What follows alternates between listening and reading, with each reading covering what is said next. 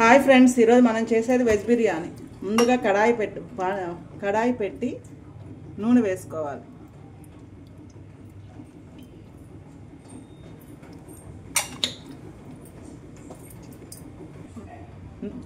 నూనె వేడెక్కాక కొంచెం జీలకర్ర వేసుకోవాలి.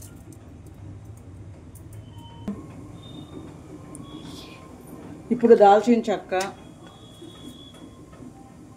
బిర్యానీ ఆకు, లవంగాలు, అనాస పువ్వు వేసుకోవాలి. తర్వాత అల్లం వెల్లుల్లి పేస్ట్, అల్లం వెల్లుల్లి పచ్చిమిరప పేస్ట్,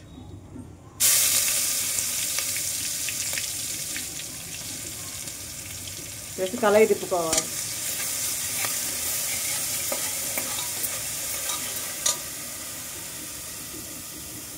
తర్వాత మనకు దొరికే కూరగాయ ముక్కలన్నీ దాంట్లో వేసేయాలి.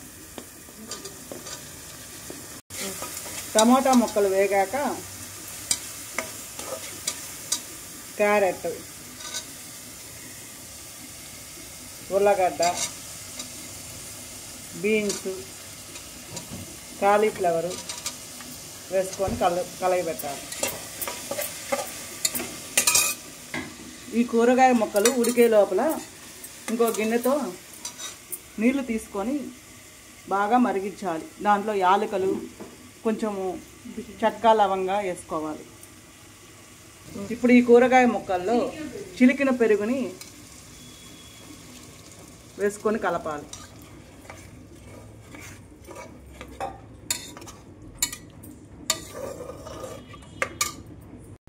ఇప్పుడు తగినంత ఉప్పు వేసుకోవాలి. 1 స్పూన్ కారం,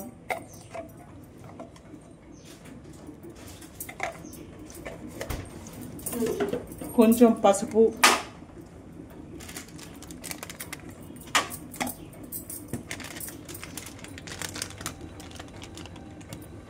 ధనియాల పౌడర్,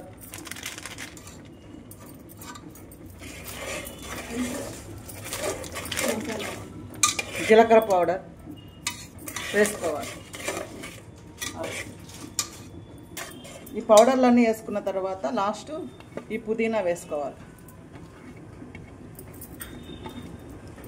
మనకి నీళ్ళు పక్కన పెట్టింది నీళ్ళు మరుగుతున్నాయండి.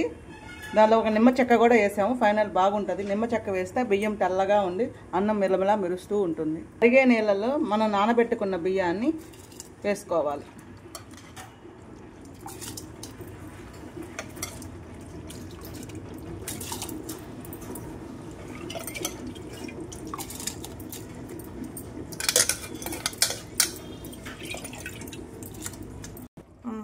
ఇలా 50% పైన ఉడికాక దాన్ని ఇలా తీసుకొని ఆ కర్రీ ఇందాక మనం రెడీ చేసిన కర్రీలో ఇలా వేసుకోవాలి.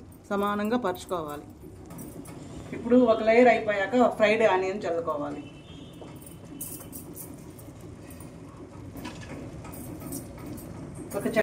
ఇంకొక లేయర్ అన్నాన్ని సెట్ చేసుకున్న తర్వాత పైన ఈ కొత్తిమీర, పుదీనాని చల్లుకోవాలి బాగా.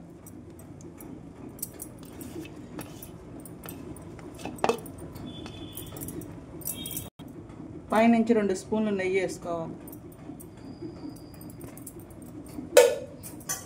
2 స్పూన్లు.